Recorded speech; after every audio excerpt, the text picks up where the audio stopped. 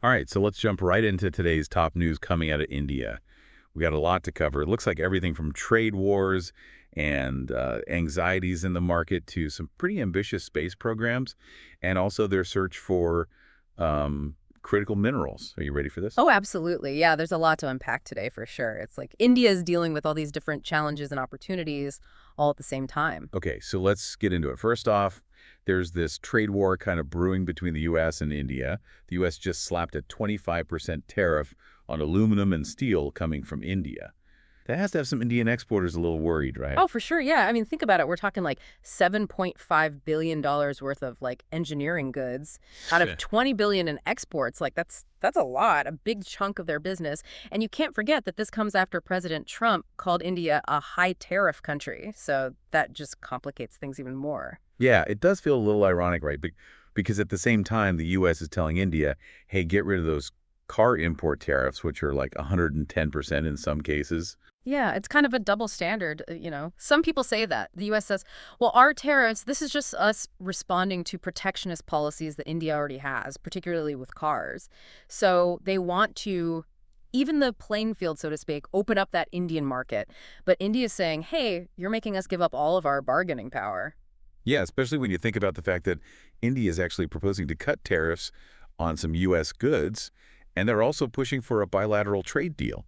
So they're not just sitting around doing nothing. I mean, Trade Minister Piyush Goyal is literally over in the U.S. right now trying to work something out. Yeah, that's right. They're trying to compromise. Find that middle ground, balance their own interests with keeping good trade relations with the U.S. Not an easy thing to do. No, definitely not. And speaking of balancing acts, what about India's stock market? That's been kind of crazy lately, haven't it? Lost almost $900 billion in value just since September, and the Nifty 50 index is on its longest losing streak in like 29 years.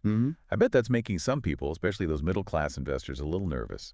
Absolutely. A lot of middle-class people jumped in while things were booming. Now they're seeing their savings disappear. I think this is a good reminder that the market can be pretty unpredictable. You're always taking a risk. Yeah, definitely. It seems like this downturn is driven by a few different things, both inside and outside India. The whole trade war thing is obviously adding to the uncertainty. But people are also worried about India's economy slowing down in general. Yeah, that's right. There's this feeling that maybe the huge growth they've had lately is starting to level off. That's making a lot of investors uneasy. All right, let's shift gears for a minute. Let's talk politics. Prime Minister Modi wants to redraw the voting districts based on the 2011 census, and that's stirring up a lot of controversy. The southern states are worried they'll lose power in parliament to the northern states, and they're saying that the current boundaries, which are based on the 1971 census, should stay in place until 2056. Yeah, this is a sensitive topic for sure. Yeah. The southern states believe that if they use the 2011 numbers, it'll give the northern states an unfair advantage in the parliament. They're basically arguing that it's not a good representation of how the population is distributed now and all the demographic shifts that have happened. And they're also pushing for proportional representation if the number of MPs goes up. Hmm. So it seems like this whole thing is bringing up some really fundamental questions about how to make sure everyone is represented fairly, and also how do population control policies play into all of this? Yeah, you're right. It's forcing India to figure out how to balance everyone's interests. Different regions, different groups. How do you make sure everyone has a voice in the government? It's a tough question. No easy answers. Okay. Now, on a different note, there's a really interesting story about Air India. They actually took some action after some whistleblower allegations. So they fired a pilot trainer and 10 other employees too, because an investigation found some misconduct in the training department. That's a big deal.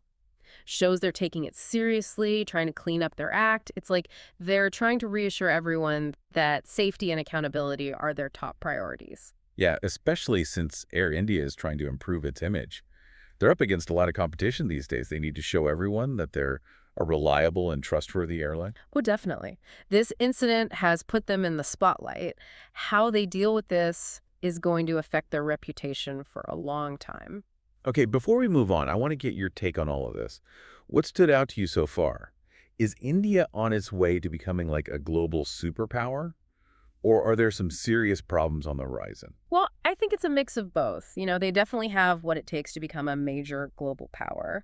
But they've got some serious challenges to deal with too, some internal, some external. These next few years are going to be really important for them. How they handle these challenges, that's going to determine where India goes for decades to come.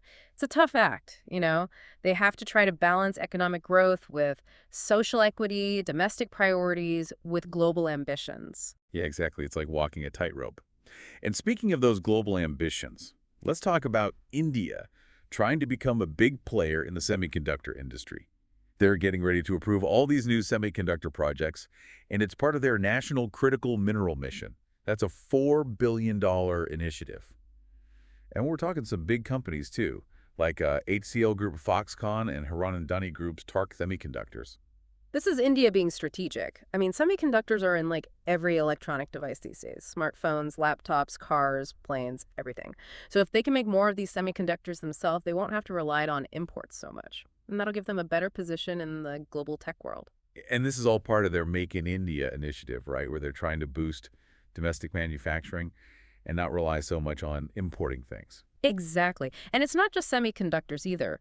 They're also trying to make sure they have a good supply of other important minerals, like lithium, cobalt, nickel, all those things they need for electric vehicles and renewable energy. So they're encouraging more local production, recycling, even looking into strategic partnerships for imports. Sounds like they're thinking ahead, not just what they need now, but what they're going to need in the future. That's right. They're thinking big picture, trying to be a leader in this new green economy that's emerging. So let's go back to that trade war with the U.S. for a second. We talked about how it's affecting Indian exporters, but what about people just buying things? Could this make prices go up in India?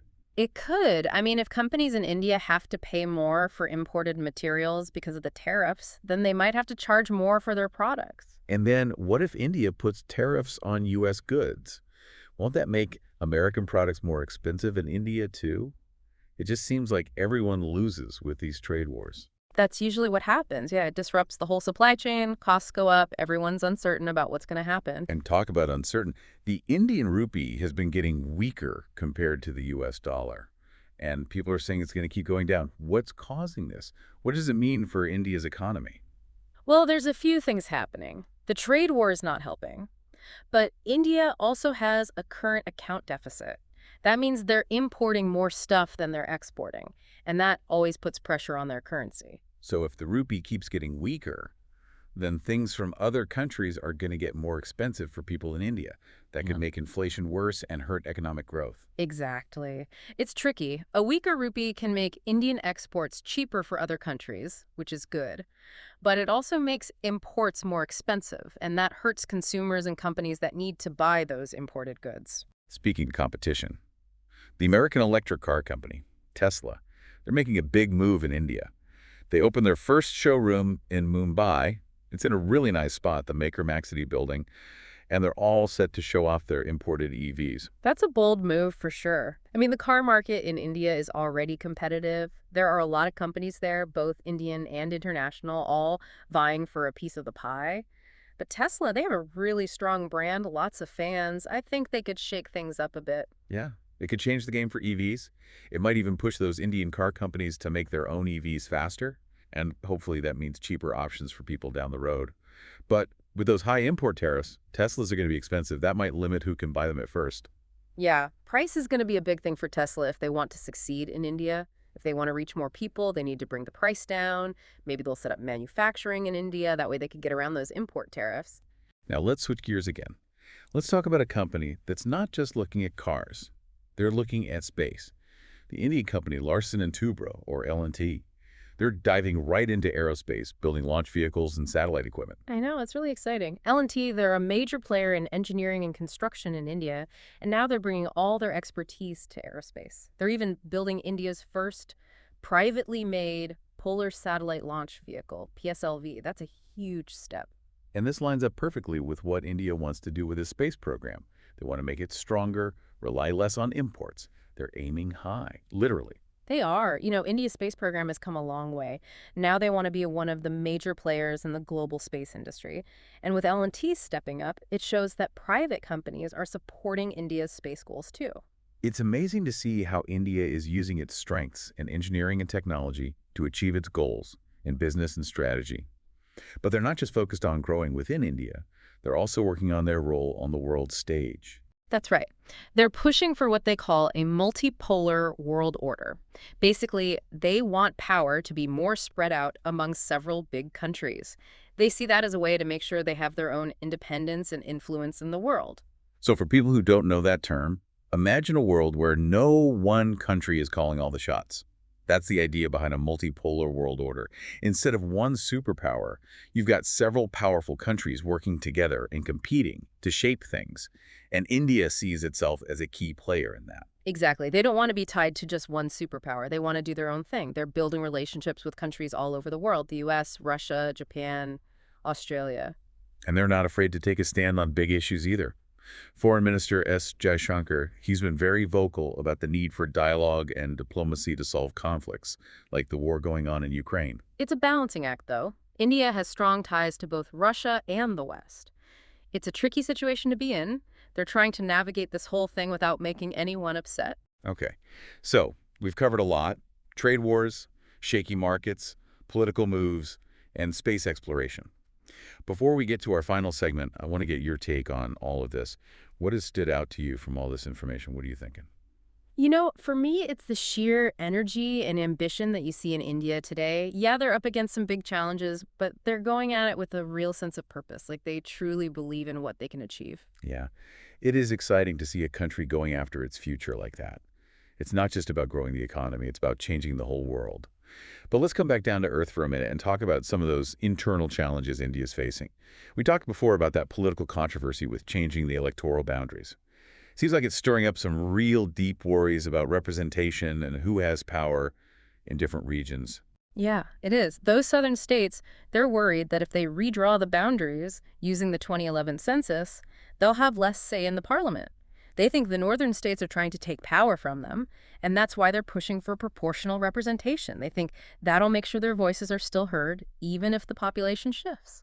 So the southern states are saying proportional representation would make sure they still have a voice, even with the population changing.